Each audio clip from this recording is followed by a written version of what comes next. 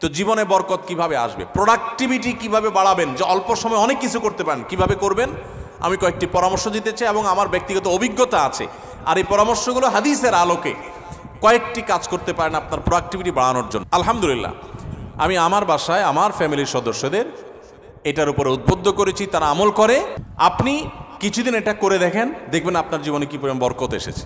আমার বয়স 21 বছর, সকাল থেকে রাত পর্যন্ত সময়টা কিভাবে প্রোডাক্টিভভাবে কাটাবো, আমার টাইম ম্যানেজমেন্ট কেমন হবে, খুব দরকারি একটা প্রশ্ন করেছে।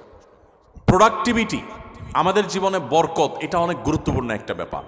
ইসলামের ইতিহাসে স্বর্ণযুগের অনেক সোনালী মানবরা আছেন, তাদের মাত্র 30, 35, 40 বছরের জীবনে হাজার হাজার পৃষ্ঠার বই রচনা করেছেন, গবেষণামূলক বই। আজকালকার মতো কপি পেস্ট মার্কা বই না, যে গুগল থেকে নকল করে কপি পেস্ট করে বই লিখে ফেলছে, জি না। তখন গুগল আর নেট ছিল না, লাইব্রেরি থেকে পড়াশোনা করে নিজেরা গবেষণামূলক গ্রন্থ লিখেছেন। 10 ভলিউম, 20 ভলিউম, 30 ভলিউমের এক একটা বই এক একটা আলমারি হয়ে যাবে। 30-40 বছর বয়সে এত বড় বড় বই লিখে ফেলেছেন। আর আমরা অনেকে আছি 30-40 বছর বয়সে ওই বইগুলো পড়েও শেষ করতে পারবো না। তাদের জীবনে অনেক বরকত ছিল, অল্প সময় অনেক কাজ করতে পারতেন। আমাদের জীবনে বরকত নাই, একেবারেই বরকত নাই। দেখতে দেখতে জীবন পার হয়ে যায়, দিন পার হয়ে যায়, কিছু করা হয় না। তো জীবনে বরকত কিভাবে আসবে, প্রোডাক্টিভিটি কিভাবে বাড়াবেন, যে অল্প সময় অনেক কিছু করতে পারেন, কিভাবে করবেন আমি কয়েকটি পরামর্শ দিতে চাই এবং আমার ব্যক্তিগত অভিজ্ঞতা আছে। আর এই পরামর্শগুলো হাদিসের আলোকে কয়েকটি কাজ করতে পারেন আপনার প্রোডাক্টিভিটি বাড়ানোর জন্য। নাম্বার 1, খুব গুরুত্বের সাথে লক্ষ্য করবেন, রাতে দেরিতে ঘুমাবেন না। যারা রাতে দেরিতে ঘুমায় এদের জীবনে বরকত নষ্ট হয়ে যায়, এদের জীবনে প্রোডাক্টিভিটি থাকে না। দেখুন, পৃথিবীতে যে সমস্ত দেশগুলো উন্নত হয়েছে, আপনি আমেরিকা বলেন, জাপান বলেন, কোরিয়া বলেন, আপনি ইউরোপ বলেন, পৃথিবীর যে সমস্ত অঞ্চলের যে সমস্ত দেশগুলো উন্নত হয়েছে, তাদের দেখবেন সবার একটা কমন লাইফস্টাইল হলো তারা রাতে তাড়াতাড়ি ঘুমায় পড়ে। সমস্ত উন্নত দেশের সব মানুষদের মধ্যে এই কালচার আছে। সারা পৃথিবীতে যে দেশগুলো উন্নত হয়েছে তারা সবাই দেখবেন সন্ধ্যার পর পর শুয়ে পড়ে। আর আমাদের বাঙালির রাত শুরুই হলো 10টার পর, তাই না? আমরা অফিস আদালত থেকে আইসা বাসায় রিমোট নিয়া জামা টামা খুলে ধুইয়া বৈশা, এরপরে আমরা আয়সার নামাজ যদি পড়ি, নামাজি হই, আর বেনামাজি হলে তার কোনো কথাই নেই। আইসা আমরা সোফা বসে এবার আমরা রিমোট দিয়া একটা পর একটা চ্যানেল পাল্টাতে থাকি, এরপরে মোবাইলে ফেসবুকে আতাইতে থাকি, খাওয়া দাওয়া করে শুধু আমাদের 12টা, 12:30, 1টা। এই যে দেরিতে ঘুমাই, আমাদের জীবনের প্রোডাক্টিভিটি নষ্ট হয়ে যায়, বরকত নষ্ট হয়ে যায়। যে তরুণ তার প্রোডাক্টিভিটি বাড়াতে চায়, সেই জন্য রাতে তাড়াতাড়ি ঘুমায়। রাতে তাড়াতাড়ি ঘুমায়, যেগুলো রাতে করবেন ওইগুলো সকালে করবেন। অনেক যুবক আছে পড়াশোনা করে রাত 12টা পর্যন্ত। আরে ভাই, রাত 10টায় আপনি ঘুমিয়ে যান। এই যে 2 ঘন্টা পড়লেন, ভোর রাতে উঠে ফজরের সময় 2 ঘন্টা পড়েন, ওই 2 ঘন্টা এই 2 ঘন্টার চাইতে অনেক বেটার হবে। কারণ 6-7 ঘন্টা 8 ঘন্টা ঘুমের পরে যে ফ্রেশ মুড থাকবে, ওই সময় পড়লে সেই পড়াটা অনেক তাড়াতাড়ি আপনার আত্মস্থ হবে। আপনি সারা দিনের হ্যাসেলের পর রাত্রে পড়তে যান, আপনার মাথায় পড়াটা এত তাড়াতাড়ি রপ্ত হবে না, যত তাড়াতাড়ি রপ্ত হবে 6-7 ঘন্টা ঘুমানোর পর। আমি একটা কথা সবসময় বলি, এই যে হেফজুখানার ছাত্রদেরকে আমরা পুরস্কার দিলাম আজকে, সারা বাংলাদেশের সমস্ত হেফজুখানার ছাত্রগুলো এক একটা মিরাকল, এক একটা অলৌকিক। কারণ এই যে অলৌকিকত্ব, এক একটা অলৌকিক বিষয় এদের মধ্যে রয়েছে, সেটা হলো যে এরা সবাই ছোট ছোট বাচ্চা মানুষ 30 পারা কোরআন হেফজ করে ফেলে মাত্র 2 বছরে, 1 বছরে, 6 মাসে, বিভিন্ন সময়। কিভাবে সম্ভব? 30 পারা কোরআন, এত বড় কোরআন পুরাটার হেফজ করে ফেলে, মুখস্থ করে ফেলে, কিভাবে সম্ভব? যে কয়েকটা সিক্রেট আছে, এই সিক্রেটসগুলোর মধ্যে একটা সিক্রেট হলো, একটা রহস্য হলো যে হেফজুখানায় 100% ছেলেরা রাতে তাড়াতাড়ি ঘুমায়। তারা রাত 10টার ভিতরে 100 হেফজখানার ছাত্র সারা বাংলাদেশে ঘুমায় পড়ে। কোথাও পাবেন না 10টা বড় ছেলেরা পড়ালেখা করে, সব 10টার মধ্যে ঘুমায় যায়। পুরা কোরআন হেফজ করে ফেলে অল্প সময়ের মধ্যে, আবার রাত জেগা পড়ে না। কিভাবে সম্ভব? কারণ তারা ওই যে আবার ভোরে উঠে যায়, ভোরে উঠে পড়ে। ওই ভোরের সময়টা রাতের 4 ঘন্টা, আর তখন 1 ঘন্টার সময়। এজন্য প্রোডাক্টিভিটি বাড়াতে চাইলে রাতে তাড়াতাড়ি ঘুমাইতে হবে। যেটা রাত জেগে করবেন, যে কাজটা, সেটা ভোরে করবেন। 1। 2 নম্বর হলো সকালে ঘুমাবেন না।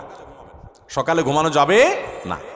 সকালের ঘুম মানুষের জীবনের বরকত নষ্ট করে দেয়। আমাদের নবী সাল্লাল্লাহু আলাইহি ওয়াসাল্লাম দোয়া করেছেন, আল্লাহুম্মা বারিক লি উম্মতি ফি বুকুরিহা, আল্লাহ আমার উম্মতের জন্য সকালের সময়টাতে বরকত দান করবেন। আর ওই টাইমে আপনি ঘুমায় থাকেন। সকালে আপনি পড়ালেখা করেন, ছাত্র মানুষ, তাহলে পড়ালেখা বরকত হবে। আপনি কর্মজীবী, কাজ করেন, আপনার কাজে বরকত হবে। আপনি কৃষক, কৃষক কৃষি কাজ করেন, আপনার জীবনে বরকত হবে। আমাদের সমাজে, আমাদের দেশে 9টা 10টা, সকাল 9টা 10টা 11টা আগে দোকান খোলে না, কারণ পাবলিক ঘুমায় থাকে না, একটাই না, রাত জায়গায় আড্ডা মারে আর সকালে ঘুমায় থাকে। ঠিক না ভাই? ঠিক। আমাদের প্রোডাক্টিভিটি নষ্ট হয় এই কারণে। আপনি কিছুদিন এটা করে দেখেন, দেখবেন আপনার জীবনে কি পরিমাণ বরকত এসেছে। আলহামদুলিল্লাহ, আমি আমার বাসায় আমার ফ্যামিলির সদস্যদের এটার উপরে উদ্বুদ্ধ করেছি, তারা আমল করে, রাতে তাড়াতাড়ি ঘুমায় পড়ে। 10টার ভিতরে সবার ঘুম শেষ, আর সকালে কোনো ঘুম নেই। ভোর থেকে উঠে যার যার কাজে সে লেগে যায়।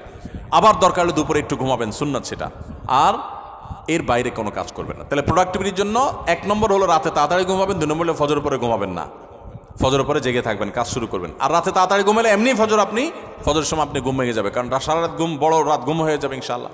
3 নম্বর এবং সর্বশেষ প্রোডাক্টিভিটির জন্য যেটা বলতে চাই তা হলো এই মোবাইল এবং বিভিন্ন রকমের ডিভাইসের নেশা বন্ধ করতে হবে, তা না হলে প্রোডাক্টিভিটি কখনো বাড়বে না।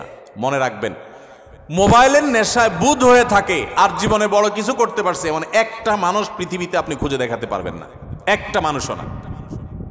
মোবাইলের নেশায় সারাদিন ভূতের মতো মোবাইল টিপে আর আঙুল দিয়ে স্ক্রল করে একটু পর পর, এই মানুষগুলো জীবনে বড় কিছু করতে পারে না যদি এই অভ্যাস না ছাড়ে। এই অভ্যাস যেদিন ছাড়ে সেদিন তৌফিক হতে পারে। একসাথে মোবাইলের নেশাও আছে, আবার বড় কিছু করতে পেরেছে, এটা হয় না। অনেককে আমরা ওয়াজ শোনার নাম দিয়ে শয়তান আমাদেরকে মোবাইলের পিছনে লাগিয়ে দিস। আরে প্রোডাক্টিভিটির জন্য এই কাজগুলো করবেন, আল্লাহ আমাদেরকে তৌফিক দান করুন। ফ্যানটা বন্ধ করে দেন, এবার বাইট সরাই দেন। আমি বিবাহিতা নারী, আমি যখন ভাইয়ের বাসায় বেড়াতে যাই তখন ভাইকে না জানিয়ে ভাইয়ের সংসার থেকে ভিক্ষা দান করলে আমি সেখান থেকে কিছু আনলে গুনাহ হবে কিনা? ভাইয়ের বাসায় যদি আপনি বেড়াতে যান তাহলে সেক্ষেত্রে আপনার ভাইয়ের বাসা থেকে ভিক্ষা দিতে হলে ভাইকে জিজ্ঞেস করতে হবে। সেখান থেকে আপনি কিছু নিয়ে আসতে চাচ্ছেন তাদেরকে বলতে হবে, কারণ ইসলাম প্রত্যেকটা মানুষের অ্যাকাউন্ট, প্রত্যেকটা মানুষের হিসাবকে আলাদা আলাদা করে দেখে। ভাইয়েরটা ভাইয়ের, আপনারটা আপনার। আপনি যদি সেখান থেকে তাকে কিছু না বলে নিয়ে আসেন তাহলে এটা গুনাহ হবে, হোক আপনার ভাই। এমনকি স্বামী স্ত্রীও যদি হয় তো একজন আরেকজনেরটা ব্যবহার করতে বা একজন আরেকজনের কাছ থেকে টাকা নিয়ে যেতে বলে নিতে হবে। তখন বলতে না পারেন, পরে বলে দিবেন, কিন্তু আপনি বললেন না, চুপে যাবে, শুধু নিতে থাকলেন, এটা জায়েজ হবে না, গুনাহ হবে। আমার বোনের বয়স 10 বছর। আমার বোনের স্বপ্ন একজন বড় আলেম হওয়ার, কিন্তু আমাদের আশেপাশে ভালো কোনো মাদ্রাসা নেই। ভাই হিসাবে আমি কি করতে পারি? মাশাআল্লাহ, কোনো মেয়ে তিনি আলেম হতে চাচ্ছেন, হাফেজা হতে চাচ্ছেন, এটা তো অনেক বড় সৌভাগ্যের বিষয়। আপনার আশেপাশে না থাকলে কোথায় ভালো, নিরাপদ এবং ভালো মানের মাদ্রাসা আছে যেখানে কোনো ঝামেলা নেই, যেখানে তার নিরাপত্তা আছে, সেরকম কোনো জায়গা আপনি দূরে তাকে ভর্তি করাতে পারেন যদি সেরকম সুযোগ থাকে। যদি না থাকে তাহলে আপনি তাকে ইসলাম বাসায় বসে শেখার জন্য যে ব্যবস্থাগুলো আছে সেগুলো আপনি করে দেন। বিভিন্ন বই পুস্তক কিনে দেন, ডক্টর আব্দুল্লাহ জাহাঙ্গীর বইগুলো কিনে দেন, আশরাফ আলী থানভীর রহমতুল্লাহ বইগুলো কিনে দেন, ভালো ভালো বইগুলো কিনে দেন।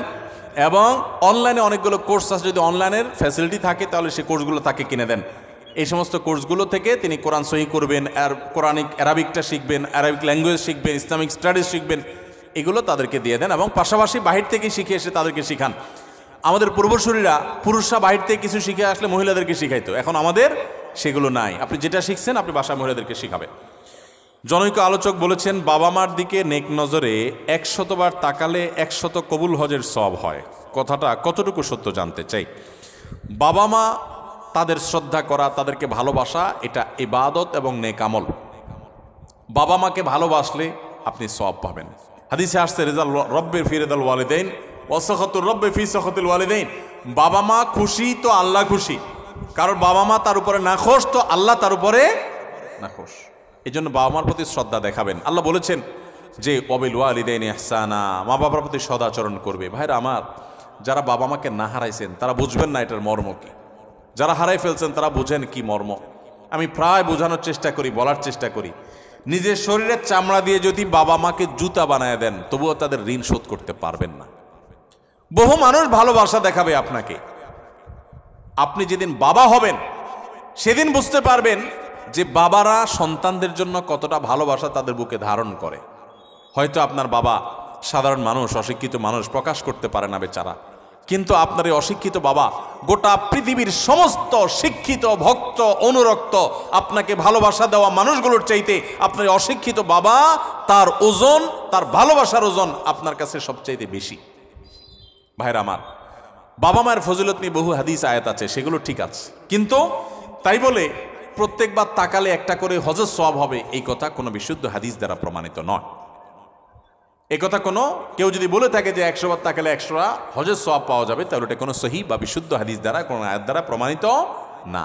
বাবা মার মর্যাদা বোঝানোর জন্য বহু আয়াত আছে, বহু হাদিস আছে, কিন্তু হাদিস এবং কোরআনের নামে, আল্লাহ রসুলের নামে আমরা এমন কোনো কথা বলবো না যেটা আসলে সেটা সেভাবে প্রমাণিত হয় নাই। বিধায় আমরা সহিহ এবং শুদ্ধটা বলবো, ভুলভাল কথা বলবো না।